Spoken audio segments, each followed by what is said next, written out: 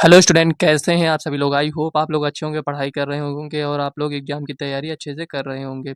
तो फ्रेंड्स, माना स्टडी में आप सभी का स्वागत है। तो आज की इस वीडियो में हम अनसॉल्व के 2 नंबर और 4 नंबर वाले क्वेश्चन को सॉल्व करेंगे। तो फ्रेंड्स, यहाँ पर हम आपको बताना चाहते हैं कि आज की इस वीडियो में हम सेट 5 को सॉल्व करेंगे। तो यहाँ पर सेट 5, चलिए यहाँ पर पहले इसको हम देखते हैं सेट 5 में क्या है। तो यहाँ पर देखिए फ्रेंड्स, सेट 5 में ये आपका 822 एचजेड है, जो कि friends previous year question paper है। तो इसमें क्या करना है आपको कि 2 नंबर और 4 नंबर क्वेश्चन को तो आज की इस वीडियो में हम इसमें सॉल्व करेंगे। और फ्रेंड्स, जितने भी 1 नंबर वाले क्वेश्चन हैं, 20 क्वेश्चन हैं, इन सभी को फ्रेंड्स हम सॉल्व कर चुके हैं। और इसके पहले के जितने भी सेट हैं, उसे हम फ्रेंड्स सॉल्व कर चुके हैं। अगर आपने इसके पहले की वीडियो को नहीं देखा है, तो आप चैनल के प्लेलिस्ट में जाकर एक तरफ से वीडियो को देख सकते हैं। क्योंकि फ्रेंड्स देखिए, जब तक आप प्रीवियस ईयर क्वेश्चन को नहीं सॉल्व करेंगे, तो फ्रेंड्स आपके बोर्ड एग्जाम में अच्छे मार्क्स नहीं आएँगे, ये आपको ध्यान देना है। क्योंकि फ्रेंड्स एक पैटर्न आपको समझ में आ जाएगा कि किस टाइप के क्वेश्चन बोर्ड एग्जाम में पूछे जाते हैं। तो आपको फ्रेंड्स प्रीवियस ईयर क्वेश्चन को ज़रूर सॉल्व करना है। तो चलिए फ्रेंड्स, वीडियो को ज़्यादा लंबी नहीं करते हैं। यहाँ पर 2 नंबर वाले क्वेश्चन और 4 नंबर वाले क्वेश्चन को आज की इस वीडियो में हम सॉल्व करेंगे। तो यहाँ पर खंड बा है, वर्णनात्मक प्रश्न है। हम आपको ये भी बताएँगे कि आपको बोर्ड एग्जाम में कैसे क्वेश्चन को सॉल्व करना है। तो यहाँ पर देखिए लिखा है, अभाज्य गुणनखंड विधि द्वारा इतने और इतने का लासा तथा मासा ज्ञात कीजिए। देखिए, लासा मासा तो हम कई तरीके से ज्ञात कर सकते हैं, लेकिन यहाँ पर कह रहा है अभाज्य गुणनखंड विधि से ही हमें ज्ञात करना होगा। तो चलिए यहाँ पर क नंबर क्वेश्चन को हम सॉल्व करते हैं। तो जैसा कि फ्रेंड्स आप यहाँ पर देख सकते हैं, हमारे पास ये कॉपी है इस टाइप की। तो फ्रेंड्स, बोर्ड एग्जाम में आपको कुछ इसी टाइप से कॉपी मिलने वाली है। इतनी ही बड़ी कॉपी आपको मिलेगी, तो इसी में आपको क्वेश्चन को सॉल्व करना है। तो देखिए फ्रेंड्स, 1 नंबर वाले क्वेश्चन को हम सॉल्व कर चुके हैं। आज की इस वीडियो में हम खंड बा को सॉल्व करने जा रहे हैं। तो यहाँ पर आपको लिखना होगा खंड बा, ऐसे आपको लिखना है। वर्णनात्मक प्रश्न, ऐसे यहाँ पर नीचे आपको लिख देना है वर्णनात्मक प्रश्न। ये हो गया। ये इतना आपने लिख दिया है। अब आपको करना क्या है, यहाँ पर लिखना है का, क्योंकि हम का नंबर क्वेश्चन को सॉल्व कर रहे हैं, तो आपको यहाँ पर का लिख देना है। ये इतना हो गया। अब आपको पूरे क्वेश्चन को नोट नहीं करना है, ये आपको ध्यान देना है।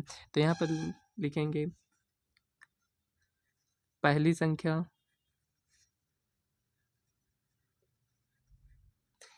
कितना दिया गया है 25, 20। यहाँ पर दूसरी संख्या ऐसे आपको लिख देना है। दूसरी संख्या, कितना है 10, 530। यहाँ पर ये है। हमें अभाज्य गुणनखंड विधि से इसको ज्ञात करना है, एलसीएम एचसीएफ। तो यहाँ पर लिखेंगे प्रश्नानुसार। तो चलिए इसका यहाँ पर हम एलसीएम लेते हैं। तो देखिए, हमें एलसीएम केवल तो नहीं ज्ञात करना है, हमें एचसीएफ भी ज्ञात करना है। तो यहाँ पर हम क्या करेंगे, अलग अलग निकालेंगे इसमें एचसीएफ और एलसीएम दोनों को। तो यहाँ पर ये 25, 20 है, और यहाँ पर ये 10, 530 है ये। तो यहाँ पर हम लिखेंगे इसको। देखिए यहाँ पर 2 से पहले करते हैं, तो यहाँ पर 2 को 1 हो जाएगा। ये 2 दूनी 4, 12, 2 छंग 12, 0, 1260। ये अभी 2 से डिवाइड हो जाएगा। तो 2 छंग 12, 2 तिहाई 6, 0, 2 तिहाई 6, 2 को 1 से, और 2 पंचे 10। एलसीएम तो लेना आप लोगों को आता ही होगा। तो यहाँ पर देखिए 5, 3, 8, 1, 9, 3 से ये डिवाइड हो जाएगा। 3, 1 हो जाएगा 0, 3 पच्चे 15, 5, 1, 6, अब भी 3 से हो जाएगा। तो 3 त्रिका 9, और ये 15, 3 पचे 15, ये हो गया। 5 से करेंगे तो 5 सत्ते 35, और 7 से यहाँ पर 1। यहाँ पर ये कुछ इस टाइप से आ गया। अब यहाँ पर ऐसा नहीं है कि यहाँ पर आप पीछे बैक पेज में, रफली पेज में ऐसे इसको सॉल्व कर लें, कितना आया यहाँ पर लिख दें। आपको यहाँ पर ऐसे लिखना होगा, ठीक है ना। तो यहाँ पर ये देखिए, ये भी 2 से, तो 2 पंचे 10 हो जाएगा। 2 दूनी 4, 13 हो जाएगा। 2 छंग 12, 2 पंचे 10। देखते हैं 3 से होगा कि नहीं। 5, 5, 10, 6, 16, 2, 18, 3 से हो जाएगा। तो यहाँ पर देखिए 3 को 1 से एक बार जाएगा, और यहाँ पर ये 22 हो जाएगा। 3 सत्ते 21, ये 16 हो जाएगा। 3 बचे 15, 3 बचे 15। अब देखिए 5, 5, 10, 7, 17, 1, 18, अब भी 3 से हो जाएगा। तो 3 पचे 15, 2, 5 मतलब 25 हो जाएगा। तो 3, 8, 24, 1, 5 मतलब 15 होगा। तो 3 पचे 15, 10, 8, 18, अब भी हो जाएगा 3 से डिवाइड। तो यहाँ पर 3 को 1 से, और यहाँ पर देखिए ये हो जाएगा आपका 28। तो यहाँ पर 3 9 27, 3 पचे 15, 9, 1, 10, 5, 15, 3 से, तो 3 चंग 18, और यहाँ पर 3 पचे 15, 6, 5, 11। अब नहीं होगा यहाँ पर ये 5 से, तो 5 से तो 13 हो जाएगा यहाँ पर, क्योंकि 13 पचे 65, तो 13 ये। अब देखिए यहाँ पर अभाज्य गुणनखंड हो चुका है। यहाँ पर हमें एलसीएम लेना है इसमें। अब देखिए यहाँ पर हमें दोनों का एलसीएम लेना है, तो यहाँ पर हम लिखेंगे 25 20 इक्वल टू जो भी आया उसको लिखेंगे 2 की पावर 3 हो जाएगा इंटू 3 की पावर 2 हो जाएगा और यहाँ पर 5 इंटू यहाँ पर 7 ये हो गया। अब इसका लिखेंगे यहाँ पर 10 530 इक्वल टू यहाँ पर जो जितनी बार है उसको लिखेंगे इंटू 3 कितनी बार है 1 2 3 4 बार है 3 की पावर यहाँ पर 4 और यहाँ पर 5 गुणे 13 ये हो गया। हमें एलसीएम निकालना है तो यहाँ पर हम लिखेंगे एलसीएम इसको दोनों संख्याओं का हमें एलसीएम निकालना है। तो यहाँ पर आपको ध्यान देना होगा कि यहाँ पर देखिए 2 है 3 है 5 है 7 है 13 है, मतलब कि कितनी संख्याएं हैं 2 भी है 3 भी है 5 भी है 7 भी है 13 भी है। तो यहाँ पर हमें ऐसी संख्याएं लेना है कि जो सबसे बड़ी पावर हो। दो देखिए अगर 2 में देखें तो 2 की पावर कितना है 3 है, तो उसको हमें यहाँ पर लिख लेना है। अब 3 में देखिए सबसे बड़ी पावर किसकी है 4 है, तो 3 की पावर 4 को हमें लिख लेना है। 5 में सबसे बड़ी पावर कितना है 1 है, तो इसको हमें 5 लिख लेना है। 7 में 7 है और 13 भी एक ही बार है। अब इसको आप गुणा कर लीजिए, आपका फाइनल आंसर आ जाएगा। देखिए गुणा करने में मिस्टेक मत करिएगा, नहीं तो इतना कुछ सॉल्व करने के बाद भी आपका आंसर गलत हो जाएगा। तो यहाँ पर देखिए 2 ही नंबर का क्वेश्चन है लेकिन इस टाइप से दिया गया है, तो क्या हुआ हमें सॉल्व करना ही पड़ेगा। 8 और यहाँ पर 3 को 4 बार लिखेंगे तो 81 आएगा। तो ये 81 हो गया 5 गुणे 7 गुणे 13 ये हो गया। अब चलिए इसको हम गुणा कर लेते हैं, तो इसको इससे गुणा करते हैं। तो 8 को 1 से गुणा करेंगे तो 8 8 ढाई 64 ये हो जाएगा। और इसको अगर हम इससे गुणा कर लेंगे तो 1 मिनट फ्रेंड्स 7 पचे 35, तो चलिए गुणा कर लेते हैं। 13 सत्ते 91 हो जाएगा, 91 गुणे 5 ये हो गया। अब इसको इससे गुणा कर लेते हैं तो 5 एकम 5 5 45 ये हो जाएगा और इंटू 648 ये हो जाएगा। देखिए 5 एकम 5 5 45 और यहाँ पर 648, इन दोनों को आपको गुणा कर लेना है। जितना भी आएगा आपको आंसर यहाँ पर लिख देना है। तो यहाँ पर देखिए फ्रेंड्स आएगा 29 48 और 40। ये गुणा आपको कहाँ करना है, जो आप रफ पेज लिए होंगे, रफ पेज मतलब उसी कॉपी में आपको एक रफ पेज के लिए छोड़ देना है। उसी में आपको सब जितना भी रफ वर्क होगा उसमें करना है, उसके बाद लास्ट में उसको कट कर देना है।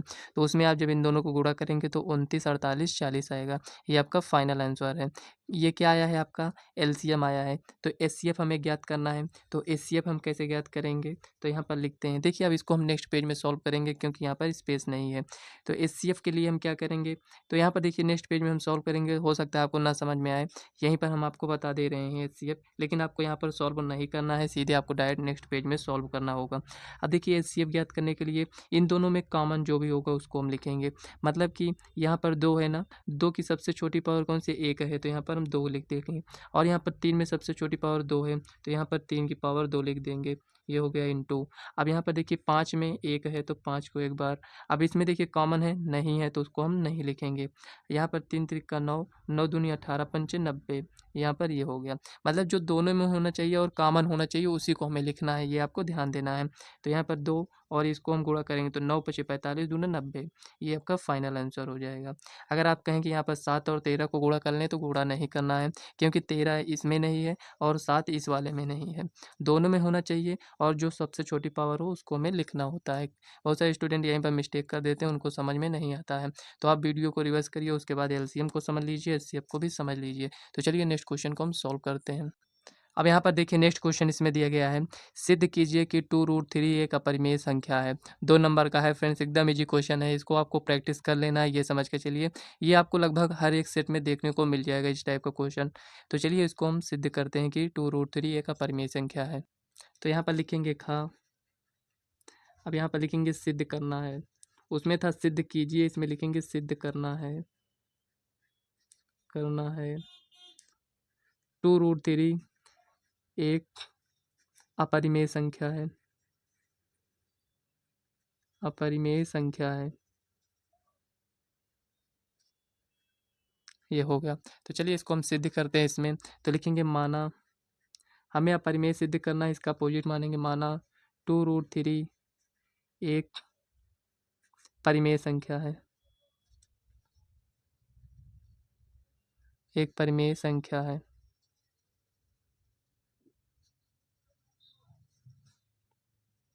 अब देखिए यहाँ पर 2√3 एक परिमेय संख्या जब मान लिए हैं तो इसे हम लिख सकते हैं 2√3 इक्वल टू यहाँ पर पी बाई क्यू के रूप में लिख सकते हैं। तो यहाँ पर हम ऐसे लिखेंगे कि पी बाई क्यू के रूप में इसे लिख सकते हैं। आपको यहाँ पर लिख देना है जहाँ जहाँ क्यू नॉट इक्वल टू 0 है तथा पी और क्यू सहभाज्य संख्याएं हैं।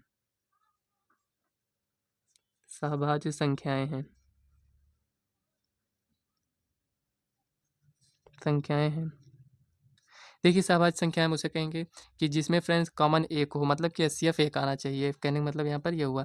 तो सहभाज्य संख्याएं हैं। जब इतना आपने इसको लिख लिया, आप क्या करना है, आपको थोड़ा सा इसको और आगे सॉल्व करते हैं। तो यहाँ पर लिखेंगे, इसको पक्षांतर कर दे रहे हैं, तो यहाँ पर लिखेंगे √3 इक्वल टू P/2Q। ये इतना इसको हमने लिख दिया। अब देखिए यहाँ पर आप इसको देख सकते हैं, ये क्या है, √3 एक अपरिमेय संख्या है। ये क्या है, यहाँ पर पी बाई क्यू के रूप में इसे हम लिखे हैं, तो ये क्या है, परिमेय संख्या है। तो यहाँ पर कह रहा है ये दोनों क्या है, बराबर हैं। लेकिन आप जानते हैं फ्रेंड्स कि परिमेय और अपरिमेय संख्या कभी बराबर नहीं हो सकते हैं। तो वही आपको यहाँ पर लिख देना है। तो यहाँ पर आपको लिखना क्या है, यहाँ पर लिख देंगे चूँकि 2p तथा q एक पूर्णांक संख्याएं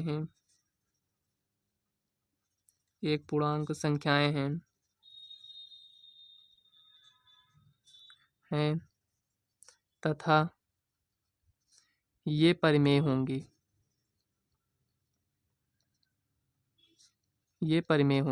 देखिए जब ये परिमेय होगा तो परिमेय और अपरिमेय बराबर नहीं हो सकते हैं। तो वही आपको यहाँ पर लिखना है, कुछ अलग से कुछ भी नहीं लिखना है।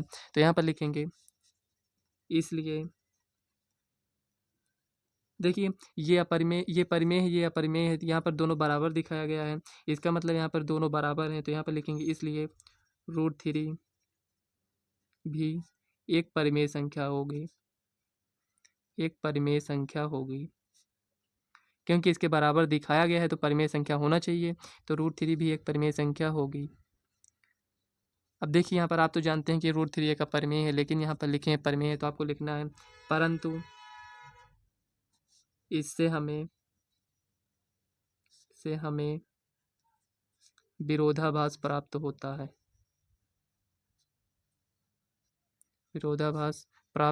है। ऐसा क्यों हुआ फ्रेंड्स, यहाँ पर इसको आप लोग समझ लीजिए। होता है क्योंकि यहाँ पर हम गलत मान लिए थे, यहाँ पर जो माने थे परिमेय मान लिए थे, इसीलिए यहाँ पर ये बराबर आ गया है, जो कि बराबर नहीं होता है। इससे हमें विरोधाभास प्राप्त होता है। अतः 2√3 एक अपरिमेय संख्या है। ये हो गया। देखिए फ्रेंड्स, अगर आप ये सोच रहे हो कि इसको हमें रटना है, इतना इसको रटना पड़ेगा, तो बिल्कुल भी रटना नहीं है फ्रेंड्स। केवल आपको समझना है, आप अपने तरीके से इसको लिखिएगा, ठीक है ना। रटेंगे तो कितना रटेंगे फ्रेंड्स, बहुत सारे क्वेश्चन हैं। तो यहाँ पर केवल आपको समझना है, और अगर आप इसको समझ लेते हैं तो आप इसको अपने तरीके से लिखिएगा। तो चलिए नेक्स्ट क्वेश्चन देखते हैं क्या दिया गया है। देखिए नेक्स्ट क्वेश्चन में इतना स्पेस है, लेकिन यहाँ से आपको स्टार्ट नहीं करना है कि ग नंबर यहाँ पर ग नंबर लिखें और उसके बाद यहाँ से हम क्वेश्चन को स्टार्ट कर दें। ऐसा नहीं करना है, आपको नेक्स्ट पेज से ही क्वेश्चन को स्टार्ट करना है।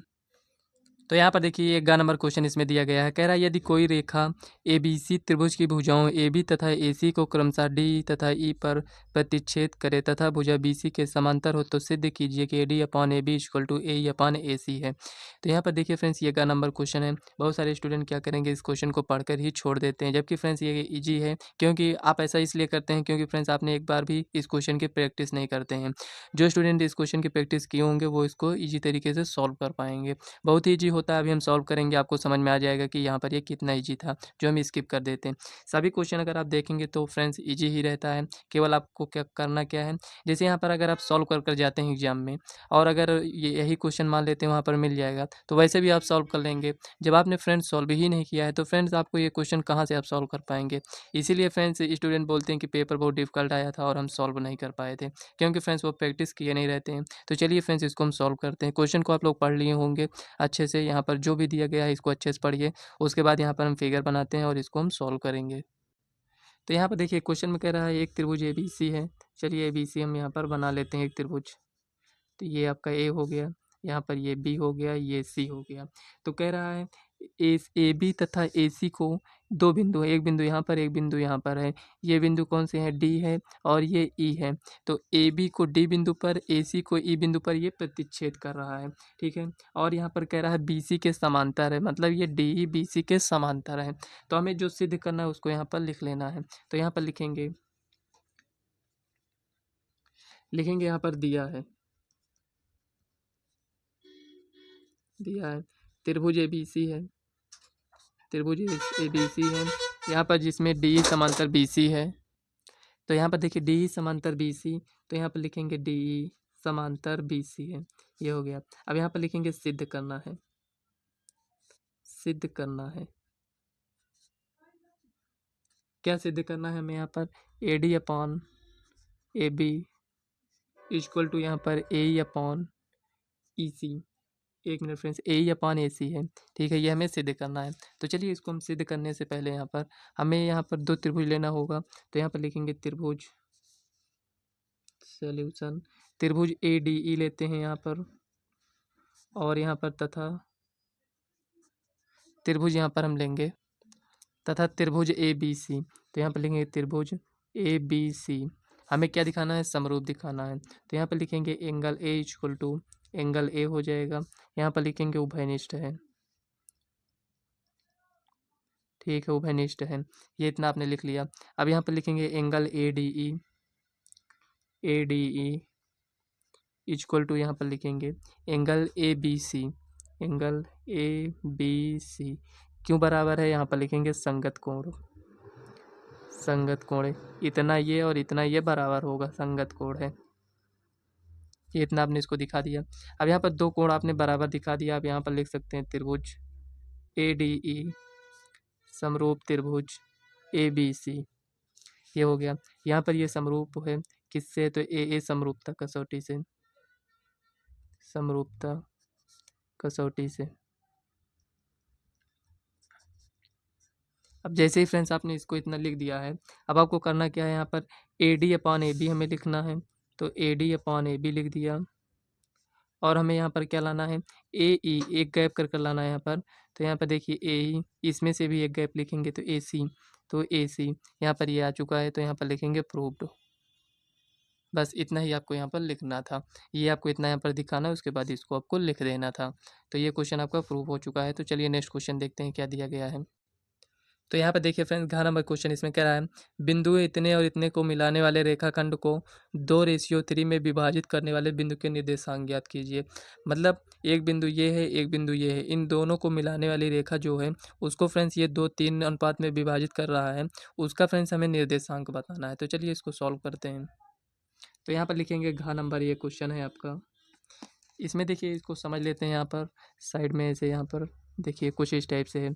एक बिंदु ये है, एक बिंदु ये है। एक बिंदु यहाँ पर -1,7 है, और दूसरा बिंदु यहाँ पर आपका 4, -3 है, ठीक है। इस बिंदु को मिलाने वाली रेखा को फ्रेंड्स 2:3 में विभाजित कर रहा है। कोई बिंदु ऐसा होगा जो 2:3 के अनुपात में विभाजित कर रहा है। तो यहाँ पर मान लेते हैं x, y होगा। तो इसी को हमें यहाँ पर ज्ञात करना है। समझ में आया फ्रेंड्स? यहाँ पर हमें यहाँ पर क्या ज्ञात करना है? X comma y. तो इसका फ्रेंड्स फार्मूला आपको याद होगा। यहाँ पर ए मान लेते हैं, ये बी है, ये सी है, ठीक है ना इतना। तो अब देखिए आपको तो यहाँ पर समझ में आ गया होगा कि इसमें कैसे इसको ज्ञात करेंगे। तो चलिए यहाँ पर सॉल्व करते हैं। ज्ञात करना है, ज्ञात करना है यक्स कामा वाई के निर्देशांक, ये हो गया। तो यहाँ पर देखिए आपको समझना है, इसमें फार्मूला, दो फार्मूला है। इसमें यक्स के लिए फार्मूला है m1 x2, एक मिनट friends, m1 x2 plus m2 x1 बटे में m1 प्लस m2, ये हो गया।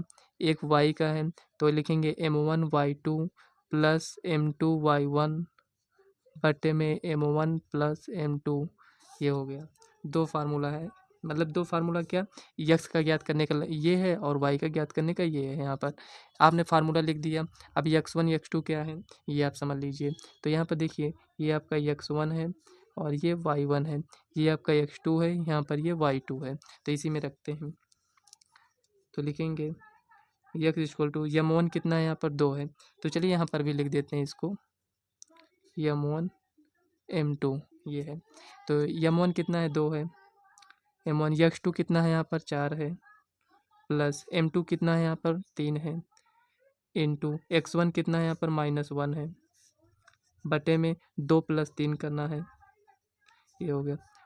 y इक्वल टू m1 कितना है यहाँ पर 2 है, इंटू m1 y2 सही है, y2 कितना है यहाँ पर -3 प्लस m2 कितना है यहाँ पर 3 है, इंटू y1 7 है, यहाँ पर लिखेंगे 2 + 3 ये हो गया। अब देखिए यहाँ पर 4 दूनी 8 -3 बटे में 5 x equal to y equal to यहाँ पर लिखेंगे -6 प्लस 17 21 बटे में यहाँ पर 5 हो जाएगा। 8 में से 3 गया 5 बटे में 5 x equal to y equal to यहाँ पर हो जाएगा 15 बटे में 5, इससे डिवाइड करेंगे तो 3, इससे करेंगे तो 1, मतलब कि अगर हम देखें तो यहाँ पर x comma y equal to कितना आएगा यहाँ पर 1 कॉमा यहाँ पर 3, मतलब x कामा वाई का निर्देशांक 1,3 है, यही आपका फाइनल आंसर हो जाएगा। इस टाइप से आपको आंसर लिखना है। तो यहाँ पर देखिए फ्रेंड्स, यहाँ पर अंगा नंबर क्वेश्चन इसमें दिया गया है, यदि कॉसेक थीटा इक्वल टू 2 हो तो यहाँ पर कह रहा है cot theta plus sine theta upon 1 plus cos theta का मान ज्ञात कीजिए। तो फ्रेंड्स ये क्वेश्चन आप दो तरीके से ज्ञात कर सकते हैं। एक तो यहाँ पर समकोण त्रिभुज बनाकर उस टाइप से ज्ञात कर लीजिएगा, मतलब कॉट थीटा की वैल्यू निकालिएगा, साइन थीटा की, कॉस थीटा की, इसमें वैल्यू को रख देंगे तब भी आपका आंसर आ जाएगा। दूसरा तरीका है यहाँ पर फ्रेंड्स, ये थीटा की वैल्यू को फाइंड कर लीजिए, थीटा की वैल्यू को यहाँ पर रखिए, जो भी वैल्यू आएगा उससे फ्रेंड्स आप जो भी इसमें आपको जोड़ना घटाना होगा उससे करिएगा, ये आपका क्वेश्चन सॉल्व हो जाएगा। तो यहाँ पर हम आपको इजी तरीका बताएंगे, आपको करना क्या है, थीटा की वैल्यू को फाइंड करना है, ठीक है ना। तो चलिए इसको हम सॉल्व करते हैं। तो यहाँ पर लिखेंगे दिया है कॉसेक थीटा इक्वल टू यहाँ पर 2, और यहाँ पर लिखेंगे ज्ञात करना है, क्या ज्ञात करना है हमें, यहाँ पर कॉट थीटा और यहाँ पर प्लस लिखेंगे यहाँ पर sign theta upon 1 plus cos theta, इसकी वैल्यू को हमें फाइंड करना है। तो चलिए इसकी वैल्यू को हम फाइंड करते हैं। तो यहाँ पर लिखेंगे solution cosec theta equal to यहाँ पर 2। तो यहाँ पर आपको ये फाइंड करना पड़ेगा फ्रेंड्स, ये 2 किसकी वैल्यू है। तो चलिए यहाँ पर हम कॉसेक थीटा का नहीं ज्ञात कर सकते हैं, साइन थीटा तो ज्ञात कर सकते हैं ना। तो साइन थीटा की किसकी वैल्यू है, तो आप कहेंगे साइन 30 का मान कितना होता है 1/2। तो 1/2 को ये कॉसेक थीटा है, तो इसका मतलब इसे 1/2 को 2/1 लिखे होंगे। इसका कहीं ना कहीं फ्रेंड्स अगर आप देखें तो यहाँ पर ये जो 30 की वैल्यू आपको दिखाई दे रहा होगा, तो लिखेंगे यहाँ पर कॉसेक थीटा इक्वल टू यहाँ पर लिखेंगे कोसेक 30, ये हो जाएगा। तो यहाँ पर थीटा अगर हम देखें तो 30 अंश आएगा, ये आ गया। तो यहाँ पर लिखेंगे कॉट 30 प्लस साइन 30 बटे में 1 प्लस कॉस 30, ये हो गया। इससे आप इसको सॉल्व कर लीजिए। अब देखिए इसको आगे सॉल्व करते हैं। कॉट 30 की वैल्यू बताइए, तो कॉट 30 की वैल्यू हो जाएगा √3, क्योंकि टेन 30 की वैल्यू 1/√3 होता है, तो कॉट 30 की वैल्यू यहाँ पर √3 हो जाएगा, प्लस साइन 30 का मान 1/2 बटे में 1 प्लस कॉस 30 का मान कितना होता है √3/2, ये हो जाएगा। अब इसको थोड़ा सॉल्व करते हैं, तो लिखेंगे यहाँ पर √3 प्लस 1/2 बटे में यहाँ पर हो जाएगा 2 प्लस यहाँ पर √3 बटे में यहाँ पर 2 हो जाएगा। अब देखिए यहाँ पर इससे यहाँ पर ये कैंसिल हो जाएगा, 2 से 2 बचेगा क्या, यहाँ पर √3 प्लस 1/2 प्लस √3 इंटू 2 माइनस √3 परिमीकरण कर देंगे, 2 माइनस √3, ये इतना हो जाएगा। आगे सॉल्व कर लीजिए, तो यहाँ पर लिखेंगे √3 प्लस यहाँ पर हो जाएगा 2 माइनस √3 बटे में यहाँ पर 4 में से 3 जाएगा तो 1 बचेगा, ये इतना हो जाएगा। आगे यहाँ पर सॉल्व करते हैं, तो यहाँ पर √3 प्लस 2 माइनस √3, देखिए ये प्लस में ये माइनस में ये कैंसिल, इक्वल टू यहाँ पर 2, तो यहाँ पर 2 आंसर आ जाएगा, तो आपको यहाँ पर लिख देना है। इस टाइप से आप इसको सॉल्व कर सकते हैं। हो सकता है आपको ये इजी ना लगा हो, तो आपको जो इजी लगे फ्रेंड्स उससे सॉल्व कर लीजिएगा। यहाँ पर त्रिभुज मतलब ट्रायंगल बनाकर इसको आप सॉल्व करिएगा, कैलकुलेशन आपको उतना ही करना पड़ेगा, ये समझ कर चलिए। तो चलिए फ्रेंड्स आगे क्वेश्चन को हम देखते हैं क्या दिया गया है। तो यहाँ पर देखिए फ्रेंड्स, यहाँ पर 4 नंबर क्वेश्चन इसमें दिया गया है। कह रहा है सिद्ध कीजिए कि बिंदु इतना इतना इतना एक समद्विबाहु त्रिभुज के शीर्ष हैं। देखिए फ्रेंड्स, समद्विबाहु त्रिभुज के शीर्ष में क्या होना चाहिए कि समद्विबाहु त्रिभुज हम किसे कहेंगे, जिसकी दो भुजाएं बराबर हों। तो वही फ्रेंड्स इसमें क्या है, शीर्ष दिया गया है, तो इन दोनों की हम यहाँ पर दूरी ज्ञात करेंगे। दूरी फ्रेंड्स अगर यहाँ पर दो की दूरी सेम आती है, मतलब जैसे त्रिभुज बनाएंगे कि दोनों भुजाओं की दूरी अगर सेम आती है, तो यहाँ पर हम कहेंगे समद्विबाहु त्रिभुज के शीर्ष हैं, नहीं तो नहीं होंगे। लेकिन इसमें कह रहा है सिद्ध कीजिए, इसका मतलब फ्रेंड्स यहाँ पर ये समद्विबाहु त्रिभुज के शीर्ष होगा, केवल हमें यहाँ पर सिद्ध कर कर बताना है। तो चलिए 4 नंबर क्वेश्चन को हम सॉल्व करते हैं। तो चलिए यहाँ पर 4 नंबर क्वेश्चन को हम सॉल्व करते हैं। तो देखिए यहाँ पर हम त्रिभुज बना लेते हैं। एक मिनट फ्रेंड्स, ये हो गया। यहाँ पर हम ए बी और सी नेम दे देते हैं।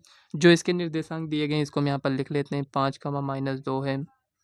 और दूसरा यहाँ पर दिया गया है 6, 4, तो यहाँ पर लिख लेते हैं 6, 4, ये इसका निर्देशांक है। और यहाँ पर दिया गया है 7, -2, ये हो गया। अब यहाँ पर हमें करना क्या है, ए बी निकालना है, बी सी निकालना है, ए सी निकालना है। तो यहाँ पर लिखेंगे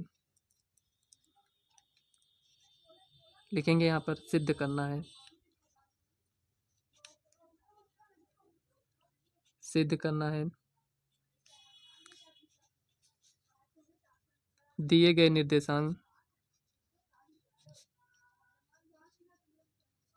निर्देशांक समद्विबाहु त्रिभुज के शीर्ष हैं।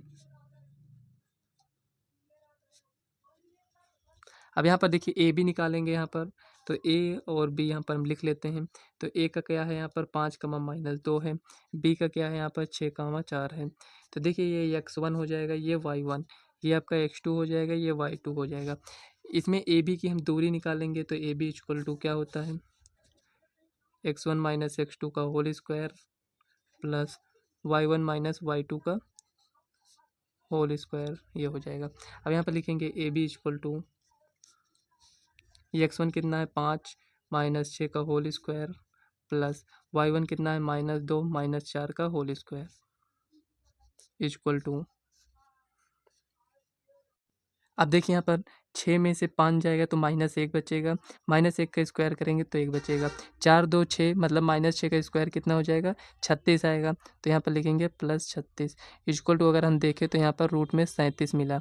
ठीक है, अब यहाँ पर बी सी ज्ञात करते हैं, तो बी सी का यहाँ पर लिख लेते हैं 6, 4 हो जाएगा, और सी में यहाँ पर 7, -2 हो जाएगा। ये अभी x1 बनेगा, ये y1, और ये x2, यहाँ पर ये y2 हो जाएगा। चलिए इसको भी हम ज्ञात कर लेते हैं बी सी। अब देखिए यहाँ पर फार्मूला नहीं लिखेंगे, डायरेक्ट वैल्यू को रखेंगे, 6 - 7 का होल स्क्वायर प्लस 4 + 2 का होल स्क्वायर। यहाँ पर -2 है, प्लस क्यों लिखेंगे, क्योंकि एक माइनस फार्मूले का पहले से होता है। तो यहाँ पर इक्वल टू में 7 में से 6 गया -1 का स्क्वायर, 4, 2, 6 मतलब कि 6 का स्क्वायर, ये हो जाएगा। अब यहाँ पर 36 आएगा, एक 37 मतलब √37, ये आ गया। अब यहाँ पर आप देख सकते हैं दो भुजाएं यहाँ पर बराबर हैं, तो ए सी भी चलिए हम ज्ञात कर लेते हैं यहाँ पर। वैसे भी समझ में आ गया है कि यहाँ पर दो भुजाएं यहाँ पर बराबर है, दोनों की दूरी यहाँ पर सेम है। फिगर देखकर आपको नहीं जाना है कि यहाँ पर ये बड़ा बना दी, ये छोटा, केवल आपको यहाँ पर प्रूव करना है बस। तो यहाँ पर ए का कितना है यहाँ पर 5, -2 है, और यहाँ पर सी का कितना है यहाँ पर 7, -2 है। तो लिखेंगे ए सी इक्वल टू, तो यहाँ पर ए सी, ये आपका x1 है, ये y1 है, ये x2 है, ये y2 है। ठीक है ना यहाँ पर।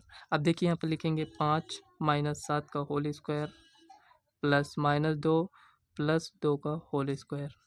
देखिए यहाँ पर ये 0 हो जाएगा, 7 में से 5 गया -2, यहाँ पर 4, मतलब कि कुल मिलाकर यहाँ पर 2। हमें ये इसमें ध्यान देना था कि दो भुजाएं बराबर होनी चाहिए बस। तो यहाँ पर ए बी बराबर क्या है, यहाँ पर ए बी बराबर बी सी है, तो ए बी बराबर बी सी। तो यहाँ पर लिखेंगे अतः दिए गए निर्देशांक समद्विबाहु त्रिभुज के शीर्ष हैं, आपको यहाँ पर लिख देना है। समझ में आया फ्रेंड्स, यहाँ पर आपको क्या लिखना है, यहाँ पर लिख देना है कि अतः दिए गए निर्देशांक, यहाँ पर लिखेंगे दिए गए निर्देशांक समद्विबाहु त्रिभुज के शीर्ष हैं।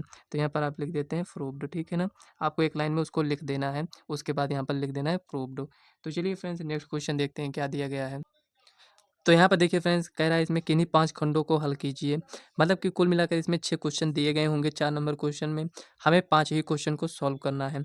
हम कोई भी 5 क्वेश्चन को इसमें से सॉल्व कर सकते हैं। लेकिन फ्रेंड्स, इसमें 6 क्वेश्चन दिए गए हैं, हम 6 क्वेश्चन को सॉल्व करेंगे। लेकिन आप लोगों को एग्जाम में 5 ही क्वेश्चन सॉल्व करना है। आपको एक्स्ट्रा नंबर नहीं मिलेंगे, ये आपको ध्यान देना है कि हम 6 क्वेश्चन को सॉल्व कर दे रहे हैं, हमें एक्स्ट्रा नंबर मिल जाएगा।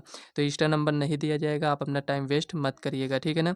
तो यहाँ पर दिखाइए कि रैखिक समीकरण इतना और इतना के अनेक हल होंगे।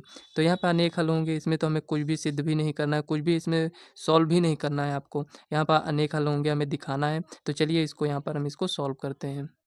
तो यहाँ पर दिया गया है फ्रेंड दूसरे कक्का है, तो यहाँ पर हम दूसरे कक्का ऐसे लिख देते हैं, जैसे क्वेश्चन पेपर में लिखा हो वैसे आपको लिख देना है कौन सा क्वेश्चन है। तो यहाँ पर दिया गया है 3x माइनस वाई, और यहाँ पर इक्वल टू यहाँ पर 2 ये दिया गया है। और यहाँ पर दिया गया 9x minus 3y equal to यहाँ पर 6। तो यहाँ पर आपको लिख देना है प्रश्नानुसार, मतलब जो भी क्वेश्चन में कह रहा है उसके अकॉर्डिंग यहाँ पर हम क्वेश्चन को सॉल्व कर रहे हैं, ठीक है ना। तो यहाँ पर ये जो भी लिखा है प्रश्नानुसार सॉल्यूशन, तो यहाँ पर देखिए लिखेंगे 3x माइनस वाई, और यहाँ पर -2 इक्वल टू 0, ये हो गया। यहाँ पर लिखेंगे 9x minus 3y minus 6 equal to 0। पक्षांतर क्यों किए? क्योंकि इससे हमें कंपेयर करना है a1x plus b1y plus c1 equal to 0 से तुलना करने पर तो a1 इक्वल टू कितना हो जाएगा यहाँ पर 3, और यहाँ पर b1 इक्वल टू कितना हो जाएगा -1, और c1 इक्वल टू कितना है -2, ये हो गया इतना। और यहाँ पर देखिए a2 इक्वल टू कितना हो जाएगा 9, और यहाँ पर b2 इक्वल टू कितना हो जाएगा -3, C2 इक्वल टू यहाँ पर -6 हो जाएगा। देखिए इसको इससे हम तुलना किए हैं। इसी प्रकार a2x plus b2y plus C2 equal to 0 से तुलना करेंगे तो यहाँ पर ये हमें मिलेगा। अब यहाँ पर इसका हम रेशियो देखते हैं, तो यहाँ पर लिखेंगे a1 upon a2 equal to b1 upon b2 equal to c1 upon c2। अनेक हल के लिए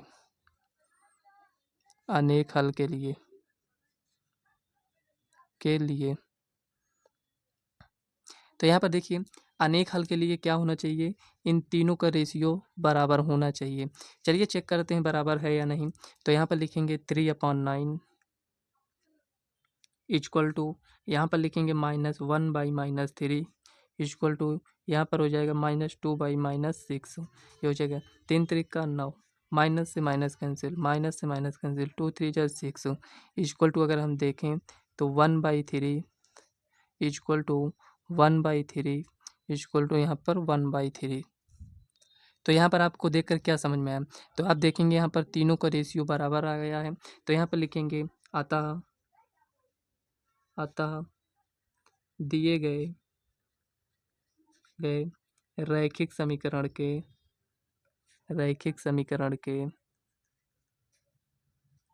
अनेक हल होंगे।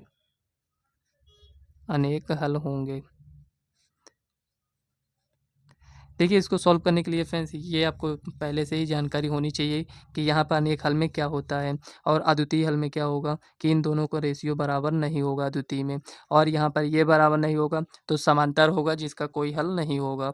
कुछ भी दे दिया जा सकता है, हो सकता है अनेक हल दिया गया है, हो सकता है इसमें दे दिया जाए कि कोई हल नहीं होगा, तो आपको चेक करना पड़ेगा, इस टाइप से आपको चेक करना होता है। तो यहाँ पर आपको लिख देना है ऐसे आंसर, ताकि ये लगे कि हाँ क्वेश्चन आपका सॉल्व हो चुका है। तो चलिए नेक्स्ट क्वेश्चन को देखते हैं और उसको हम सॉल्व करते हैं। तो यहाँ पर देखिए फ्रेंड्स, खा नंबर क्वेश्चन इसमें कह रहा है भूमि के किसी बिंदु P से एक 10 मीटर ऊंचे भवन के शिखर का उन्नयन कोण 30 है। भवन के शिखर पर एक ध्वज है, ध्वज के शिखर का P से उन्नयन कोण 45 है, तो ध्वज की लंबाई ज्ञात कीजिए। तो हमें फ्रेंड्स इसमें ध्वज की लंबाई ज्ञात करना है। तो यहाँ पर देखिए क्वेश्चन को आपको अच्छे से रीड करना है, उसके बाद यहाँ पर जो भी कह रहा है इसके अकॉर्डिंग हम फिगर बनाएंगे, उसके बाद इस क्वेश्चन को हम सॉल्व करेंगे। तो देखिए फ्रेंड्स यहाँ पर कह रहा है इसमें खा नंबर क्वेश्चन कह रहा है भूमि के एक बिंदु P से, ठीक है, मान लेते हैं भूमि का एक बिंदु P है, और यहाँ पर मान लेते हैं कि यहाँ पर ये भवन है, ठीक है ना, ये भवन है। तो कह रहा है इस बिंदु से भवन के शिखर का उन्नयन कोण कितना है, 30 है, ठीक है, 30 है मान लेते हैं। यहाँ पर कह रहा है इस भवन के शिखर से एक झंडा लगा हुआ है, यहाँ पर ये ध्वज है, ठीक है ना। ये ध्वज है इतना यहाँ से यहाँ तक, तो यहाँ से फ्रेंड्स इसके ध्वज के शिखर से इसका उन्नयन कोण कितना है यहाँ पर 45 है। मतलब कि ये यहाँ तक 30 है, ये पूरा अगर ले लेते हैं तो यहाँ पर ये 45 हो जाता है। ठीक है ना, यहाँ पर ये इतना आपको समझ में आया। अब आगे कह रहा है यहाँ पर ये यहाँ से यहाँ तक की दूरी कितना है, यहाँ पर 10 मीटर है। ये हो गया। अब आगे क्वेश्चन में आपसे ये पूछ रहा है इसकी लंबाई, यहाँ से यहाँ तक की लंबाई आपसे पूछ रहा है यक्स। ठीक है, इतना आपको समझ में आया। यहाँ पर आपको ज्ञात क्या करना है, यहाँ पर हमें इसको ज्ञात करना है। ये P है, इसको हम Q मान लेते हैं, इसको यहाँ पर R मान लेते हैं, ये आपका यस हो जाएगा।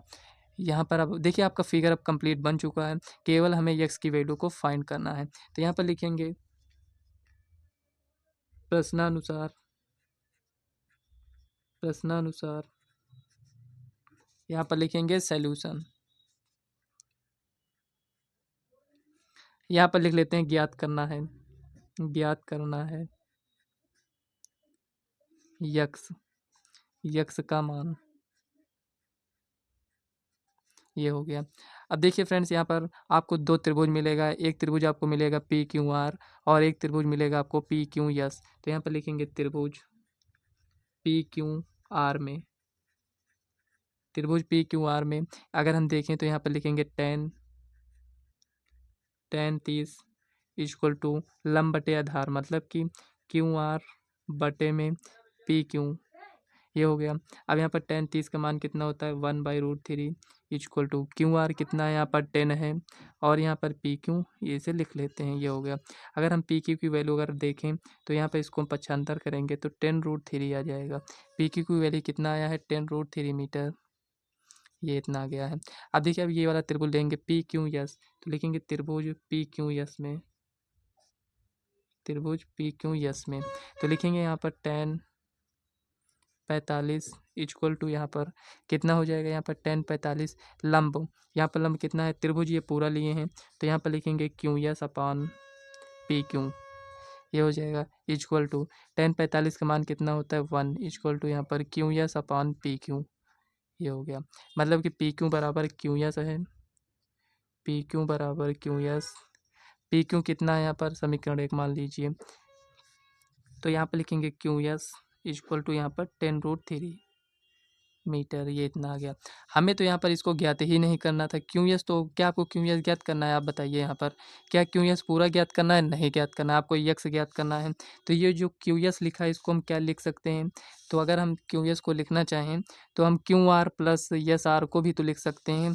तो यहाँ पर लिखेंगे क्यू यस के स्थान पर Q R plus S R equal to यहाँ पर 10√3। ये हो गया। क्यू आर कितना दिया गया है यहाँ पर 10 दिया गया है, यस आर का मान कितना है यक्स है इक्वल टू यहाँ पर 10√3। इसको पक्षांतर करिए तो x equal to 10√3 -1, sorry friends यहाँ पर इसको पक्षांतर करेंगे तो 10 आएगा। तो यक्स इक्वल टू यहाँ पर अगर 10 को आप कॉमन लेना चाहते हैं तो ये हो जाएगा √3 -1 मीटर। ये हो जाएगा, यही आपका फाइनल आंसर हो जाएगा। तो यहाँ पर आप लिखेंगे अतः ध्वज की लंबाई, ध्वज की लंबाई कितना है यक्स इक्वल टू 10√3 -1 मीटर। ये हो जाएगा। ऐसे आपको क्वेश्चन को यहाँ पर सॉल्व करना है। तो देखिए फ्रेंड्स ये क्वेश्चन आपका सॉल्व हो चुका है। इसी टाइप से सॉल्व करेंगे फ्रेंड्स, आपके एक भी नंबर कटने वाले यहाँ से नहीं है। तो चलिए नेक्स्ट क्वेश्चन को हम सॉल्व करते हैं। अब देखिए फ्रेंड्स यहाँ पर ग नंबर क्वेश्चन इसमें कह रहा है 2 अंकों से बनी संख्या के अंकों का योग 9 है। यदि संख्या के अंकों को पलट दिया जाए तो नई संख्या मूल संख्या से 27 अधिक है, संख्या ज्ञात कीजिए। तो यहाँ पर देखिए फ्रेंड्स इस क्वेश्चन को पहले आप अच्छे से यहाँ पर रीड कर लीजिए, उसके बाद इसको हम सॉल्व करते हैं। तो थोड़ा फ्रेंड्स इसको रफली समझ लेते हैं कि उस क्वेश्चन में कह क्या रहा है, उसके बाद हम क्वेश्चन को सॉल्व करेंगे। तो यहाँ पर देखिए फ्रेंड्स ये क्वेश्चन में कह रहा है दो अंकों की संख्याओं के अंकों का योग 9 है। मतलब कोई भी संख्या होगी 7 2 9 आना चाहिए, 6 3 9 आ रहा है, 5 4 9 आ रहा है। मतलब आप समझ रहे हैं इसमें कहना क्या चाह रहा है, 8 1 9 आ रहा है। लेकिन यहाँ पर हमें ऐसी संख्या, ये संख्या सही है, ये सही है, ये सही है, कौन सी सही है हमें यहाँ पर कुछ भी नहीं पता है। लेकिन इसमें कुछ कंडीशन दिया गया है। कह रहा है कि दो संख्याओं को अंकों का योग यहाँ पर 9 है। चलिए यहाँ पर 9 है, सब भी 9 है यहाँ पर जितने भी एग्जाम्पल लिए हैं। और आगे इसमें कह रहा है यदि संख्याओं को पलट दिया जाए, मतलब जैसे यहाँ पर इसमें 9 9 है, इसको पलट देते हैं तो कितना आता है 27 आता है। पलटने पर मतलब कि 7 के स्थान पर 2, 2 के स्थान पर 7 आ गया है, ठीक है ना। अब कह रहा है जो पलटते हैं संख्या वो 27 अधिक है, मतलब इसको आप मानकर मत चलिए कि यहाँ पर 27 है, चलिए इसको ले लेते हैं यहाँ पर, या फिर यहाँ पर 54 को लेते हैं। तो 54 है तो ये क्या हो जाएगा 45 हो जाएगा। ये कितना है 27 अधिक है, मतलब एग्जाम्पल लिए हैं फ्रेंड्स, इससे आप समझने का ट्राई करिए। ये एग्जैक्ट नहीं है, ये आपको ध्यान देना है कि मतलब ये संख्या है, इसको पलट देते हैं तो यहाँ पर ये 45 आ रहा है, जो कि यहाँ पर कम आ रहा है, ठीक है एग्जाम्पल लिए हैं ऐसे। तो यहाँ पर क्या कह रहा है क्वेश्चन में कि पलटने पर जो बनी संख्या वो 27 अधिक है, जो पहले संख्या थी उससे जब हम पलट दिए संख्या को तो वो 27 अधिक है। तो यहाँ पर हमें ज्ञात करना है कि वो कौन सी संख्याएं हैं। तो चलिए यहाँ पर ज्ञात करते हैं, और यहाँ पर आपको ये समझना है ये 72 कैसे आया है। तो 72 फ्रेंड्स यहाँ पर 70 + 2 से आया है। 70 कैसे आया है 10 × 7 से आया है। जो भी संख्या यहाँ पर आप मिलेगी, यहाँ पर 81 है तो 81 कैसे आया है 80 + 1 से आया है। 10 × 8 + 1 इसको हम लिखते हैं, मतलब दहाई कह पढ़ते हैं ना इस टाइप से, इकाई दहाई, वंस टेंस, तो वही है फ्रेंड्स यहाँ पर, ये आपको ध्यान देना है। तो चलिए फ्रेंड्स क्वेश्चन को हम सॉल्व करते हैं। तो यहाँ पर ये गा नंबर है, तो यहाँ पर हमें मानना पड़ेगा, तो लिखेंगे माना, माना, माना इकाई का अंक यक्स है, इकाई का अंक, इकाई का अंक यक्स है, तथा दहाई का अंक वाई है, दहाई का अंक वाई है। ये हो गया, इतना आपने इसको लिख लिया है। अब करना क्या है, यहाँ पर आपको लिखना है प्रश्नानुसार, या फिर आप लिख सकते हैं अकॉर्डिंग टू क्वेश्चन। तो यहाँ पर लिखेंगे प्रश्नानुसार। प्रश्नानुसार में क्या है, यहाँ पर इन दोनों का योग कितना है यक्स + वाई इक्वल टू यहाँ पर कितना है 9 है। ये हो गया। अब देखिए यहाँ पर इकाई का अंक ये है, दहाई का अंक ये है, तो यहाँ पर आपको थोड़ा सा ध्यान देना है कि इसको हमें लिखना कैसे ये समझिए पहले। तो यहाँ पर लिखेंगे दहाई है तो इसको हम लिखेंगे 10 × वाई + यक्स, और यहाँ पर हम इन संख्याओं को पलट देते हैं। तो पलटने पर मतलब कि 10 को y से गुणा किए हैं तो 10 को हम x से गुणा करेंगे प्लस y। ये इतना यहाँ पर हम बराबर कर कर यहाँ पर लिख दिए हैं। अब यहाँ पर इक्वल में लिखे हैं। अब यहाँ पर क्वेश्चन में ये जो 27 कह रहा है अधिक है, ये इसमें हमें ऐड करना है या फिर इसमें ऐड करना है, ये समझते हैं। तो यहाँ पर कह रहा है यदि संख्या के अंकों को पलट दिया जाए, तो यहाँ पर ये संख्या पहले ये संख्या थी, अब इसको हम पलट दिए हैं, ये इतना हो गया है जाए, तो जो नई संख्या बनेगी, ये जो नई संख्या है ये मूल संख्या से मतलब इस संख्या से ये संख्या 27 अधिक है। कौन सी संख्या अधिक है, जो संख्या हम पलटने पर बनी संख्या है, इस संख्या 27 अधिक है। तो इसमें ऐड करें या इसमें, तो फ्रेंड्स यहाँ पर हमें इसमें ऐड करना होगा। तो यहाँ पर लिखेंगे +27, हमें इसमें ऐड कर देना है। क्यों इसमें ऐड किए हैं, इसमें क्यों नहीं किए हैं? तो देखिए फ्रेंड्स, जो संख्या बड़ी होती है, ये संख्या बड़ी है तो हम इसमें ऐड करेंगे, ये संख्या बड़ी होगी तो इसमें ऐड करते हैं। यहीं पर मिस्टेक करते हैं, क्योंकि 27 इधर ऐड कर देते हैं और उनका आंसर भी नहीं आता, आता भी है तो गलत आंसर आता है। तो यहाँ पर आपको इतना समझ में आ गया होगा। तो चलिए इसको हम लिखते हैं। तो यहाँ पर 27 + 10y + यक्स इक्वल टू यहाँ पर 10x + y, ये हो गया इतना। अब यहाँ पर लिखेंगे 10y + x - 10x - y equal to -27, ये आ गया। तो यहाँ पर 10y मतलब 9y हो जाएगा, और यहाँ पर अगर हम देखें तो -9x इक्वल टू -27, ये हो गया। अब यहाँ पर देखिए 9 को हम कॉमन ले सकते हैं, तो यहाँ पर y - यक्स इक्वल टू -27, ये हो गया। अब यहाँ पर देखिए -9 को अगर आप कॉमन लेंगे तो यक्स - वाई बचेगा इक्वल टू -27। -9 से ये 3 बार जाएगा, तो यक्स - वाई इक्वल टू यहाँ पर 3। ये समीकरण आपका 2 है, और यहाँ पर ये जो आपका आया था यहाँ पर, ये समीकरण आपका 1 है। 1 मिनट फ्रेंड्स, ये 1 है, ठीक है ना। ये समीकरण 1 है और समीकरण 2 है। तो लिखेंगे समीकरण 1 व 2 से, समीकरण 1 व 2 से। तो समीकरण 1 व 2 से तो यहाँ पर लिखेंगे यक्स + वाई इक्वल टू 9, और यहाँ पर यक्स - वाई इक्वल टू यहाँ पर 3। इससे यहाँ पर ये कैंसिल, तो यहाँ पर बचेगा क्या 2x इक्वल टू, इन दोनों को ऐड किए हैं, क्योंकि देखिए इसको ऐड करेंगे तो ये कैंसिल हो जाएगा। 2x 9 3 12, इससे ये कैंसिल 6, तो यक्स इक्वल टू यहाँ पर 6 आ जाएगा। अब वाई हमें ज्ञात करना है, तो यहाँ पर लिखेंगे समीकरण 1 से। तो समीकरण 1 क्या है यहाँ पर, x plus y equal to यहाँ पर 9। तो यक्स कितना है 6 है, उधर जाएगा तो यहाँ पर 9 माइनस 6 हो जाएगा, इसका मतलब यहाँ पर 3 बचेगा। ये इतना समझ में आया आपको। अब यहाँ पर देखिए मूल संख्या कितना है, यहाँ पर देखिए इकाई का अंक कितना है 6 है, दहाई का अंक कितना है 3 है, 36 या फिर पलटने पर बनी संख्या 63। यही आपका फाइनल आंसर हो जाएगा। इस टाइप से आपको क्वेश्चन को सॉल्व करना है।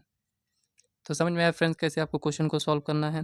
तो देखिए मूल संख्या तो यहाँ पर 36 है, लेकिन जब इसको पलटेंगे तो यहाँ पर ये 63 बचेगा, और इन दोनों का अगर हम अंतर देखेंगे तो फ्रेंड्स 27 आएगा। ये आपको ध्यान देना है। देखिए 13 में से 6 गया 7 और 5 में से 3 गया 2, तो 27 आया ना। जो संख्या हम पलटने पर बनी संख्या है वो 36 से कितना ज़्यादा है, 27 ज़्यादा है। इस टाइप से भी आप समझ सकते हैं।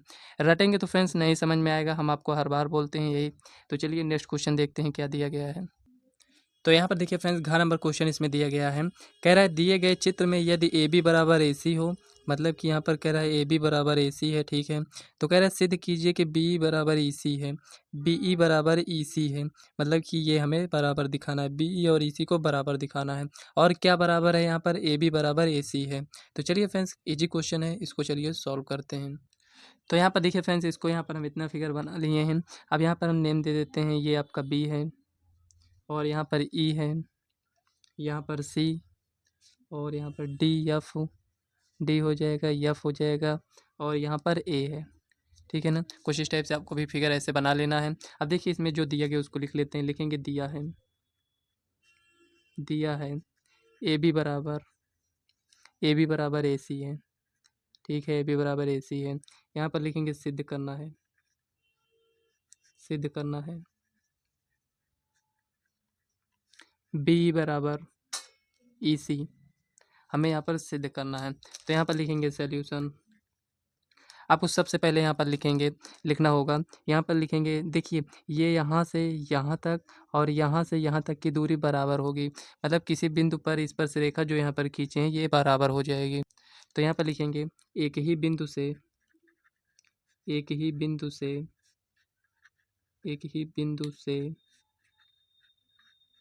ही वृत्त पर खींची गई स्पर्श रेखाएं बराबर होती हैं, खींची गई स्पर्श रेखाएं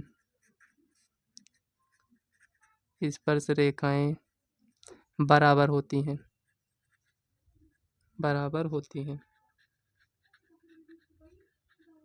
ये जैसे ही आपने इसको इतना लिख दिया है, आपको करना क्या है, यहाँ पर लिखना है ए डी इक्वल टू, यहाँ पर ए एफ आप लिख सकते हैं, और यहाँ पर लिखेंगे बी डी इक्वल टू, देखिए बी डी इक्वल टू यहाँ पर बी ई के बराबर हो जाएगा।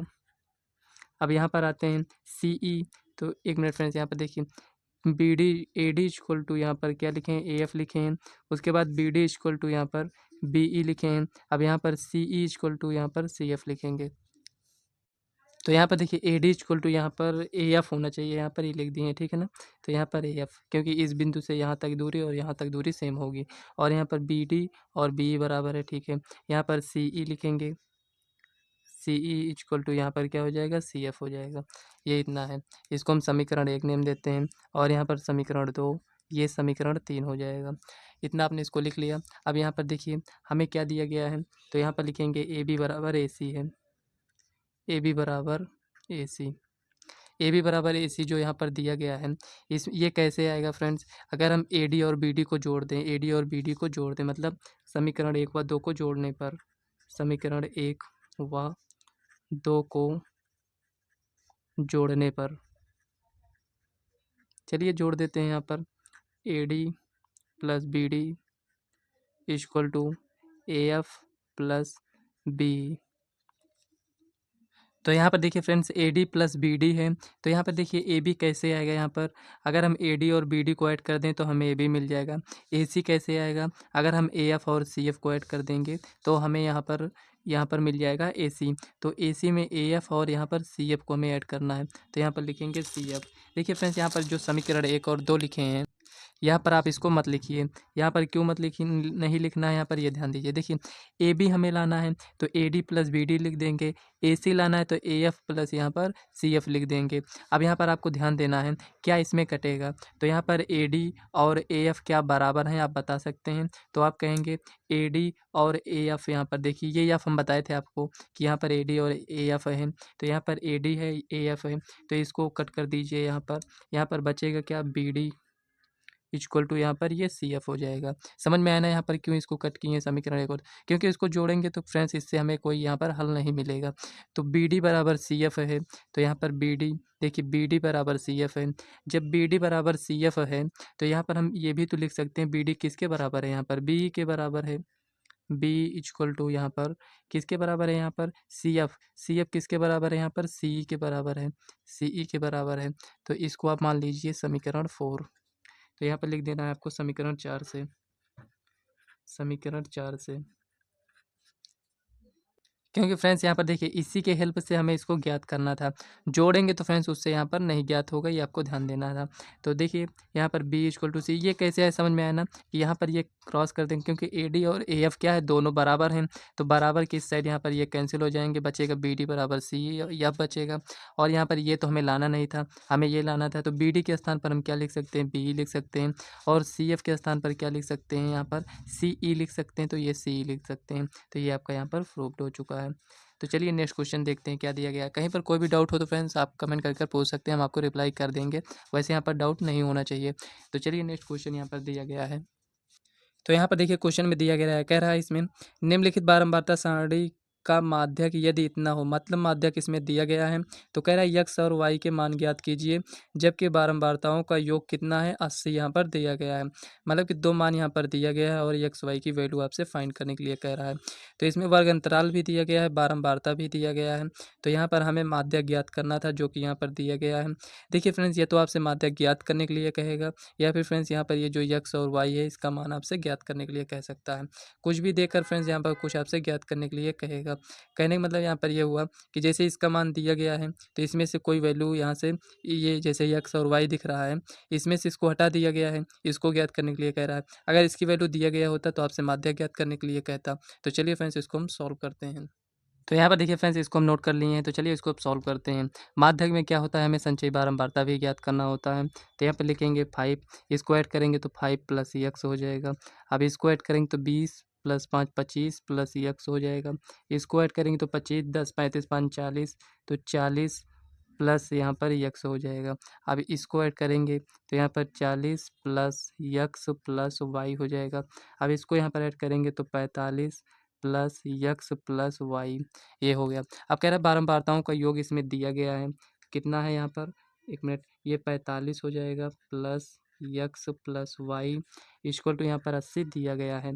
तो यहाँ पर अगर हम देखें तो x plus y equal to 80 minus 45, x plus y equal to 45 5 50 30 80, मतलब कि 35 आएगा। ये हो गया। अब यहाँ पर लिखेंगे माध्यक दिया गया है, माध्यक कितना है यहाँ पर 28.5 पहले से ही दिया गया है, ये हो गया। अब यहाँ पर देखिए इसका योग यहाँ पर 40 है, मतलब कि यहाँ पर अगर हम देखें तो n/2 लिखेंगे। n कितना है यहाँ पर 80 है, तो n/2 कितना हो जाएगा यहाँ पर 40 हो जाएगा। इतना आपको समझ में आया। अब यहाँ पर देखिए इसका यहाँ पर माध्यक 28.5 दिया गया है, मतलब कि इसमें वर्ग अंतराल कौन सा होगा, तो वर्ग अंतराल फ्रेंड्स यहाँ पर 28.5 है, मतलब इसमें होगा वर्ग अंतराल। तो यहाँ पर ये यल हो जाएगा, दोनों का डिफरेंस एच हो जाएगा, और यहाँ पर ये एफ हो जाएगा, ये सी एफ हो जाएगा। तो चलिए यहीं पर लिख देते हैं समझने के लिए, ये एफ हो सी एफ हो जाएगा, यहाँ पर एफ हो जाएगा। यल कितना है 20 है, एच कितना है यहाँ पर 10 हो जाएगा। तो यहीं पर लिख लेते हैं, लिखेंगे यल इक्वल टू यहाँ पर 20, एच इक्वल टू यहाँ पर 10, सी एफ इक्वल टू यहाँ पर कितना है 5 प्लस एक्स है, और यहाँ पर एफ इक्वल टू कितना है 20 है। ये इतना यहाँ पर हम लिख लिए हैं। अब देखिए आपका माध्यक का फार्मूला क्या होता है, तो यहाँ पर लिखेंगे माध्यक equal to l plus n/2 minus c f upon f into h. माध्यक कितना दिया गया है 28.5 इक्वल टू यल कितना है यहाँ पर 20 है, प्लस यहाँ पर n/2 कितना है 40 माइनस CF कितना है यहाँ पर, तो CF इक्वल टू 5 + x है, मतलब 5 - x बटे में देखिए 5 + x है, ये माइनस पहले से, ये भी माइनस में हो जाएगा, ये भी माइनस में। F कितना है यहाँ पर 20 है, इंटू H यहाँ पर H 10 है, ये हो गया। इसको पक्षांतर करिए, इस साइड लेकर आइए, तो यहाँ पर हो जाएगा 28.5 माइनस 20 इक्वल टू, यहाँ पर 40 में से 5 जाएगा तो 35 माइनस x बटे में 20 गुणे 10, मतलब कि 10 दूना 20, ये हो जाएगा। अब यहाँ पर इसको थोड़ा सॉल्व करते हैं, यहीं पर सॉल्व कर लेते हैं। तो देखिए 28.5 में से 20 जाएगा तो 8.5 बचेगा, 2 से इधर मल्टीप्लाई कर दीजिए तो 2 इक्वल टू 35 माइनस x। अब इसको इससे गुणा करेंगे तो 17 माइनस 35 कर दीजिए इक्वल टू माइनस x।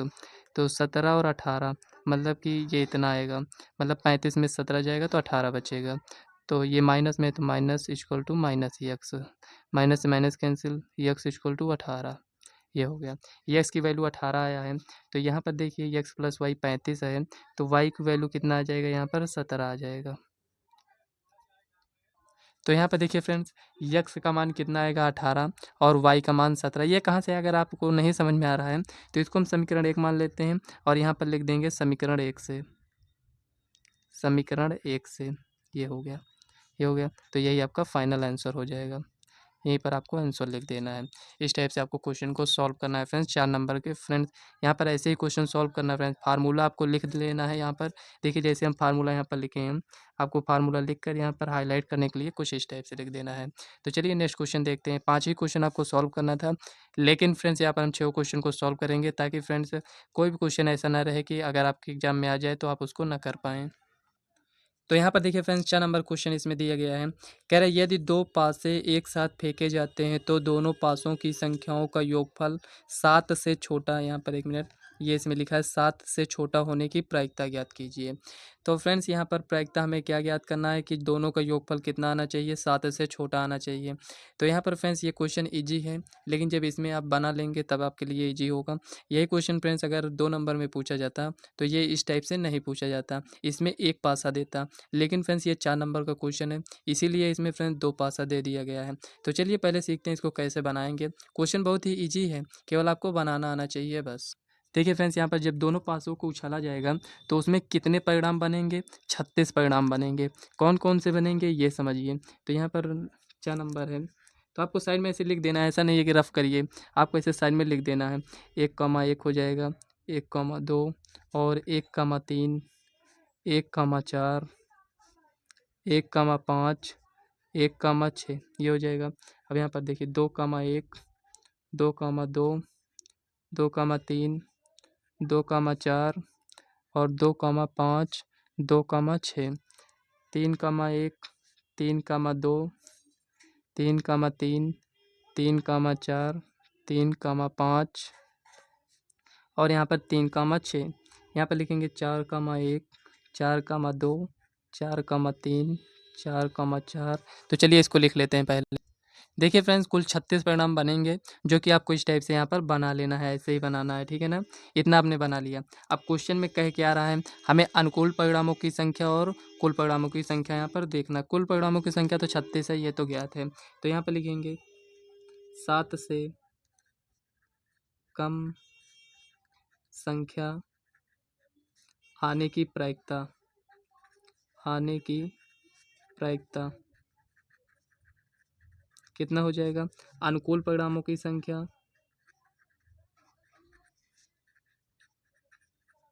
अनुकूल परिणामों की संख्या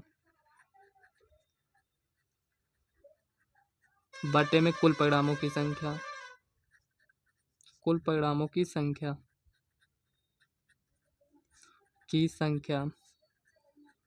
ये हो गया। अब देखिए फ्रेंड्स कह रहा है दोनों का योग 7 से कम आना चाहिए। तो दोनों का योग देखिए, हो सकता है पहले पासे में 1 आए, दूसरे पासे में भी 1 आए, हो सकता है पहले पासे में 1 आए, दूसरे में 2 आए, हो सकता है पहले पासे में 4 आए, दूसरे में 2 आए, ऐसे इस कर कर यहाँ पर इतने परिणाम बनेंगे, आपके कुल 36 परिणाम बनेंगे। 7 से कम, तो यहाँ पर 1 और 2 को ऐड करेंगे तो 2 आया, 7 से कम है तो ये हो गया, ये हो गया 1, ये पूरा 1 हो गया, ये 2 हो गया, 3 हो गया, 4 हो गया, 5 हो गया, 5 हो गया, ये 6, ये 7, 8, 9, 9 हो गया इतना, ये 10, ये 11, ये 12 हो गया और यहाँ पर ये 13, 14, 15 और यहाँ पर 15, टोटल 15 बनेंगे यहाँ पर। 15 बटे में 36, टोटल कुल परिणाम तो यहाँ पर आपको पता ही पहले से, यहाँ पर 36 होंगे। ये हो गया।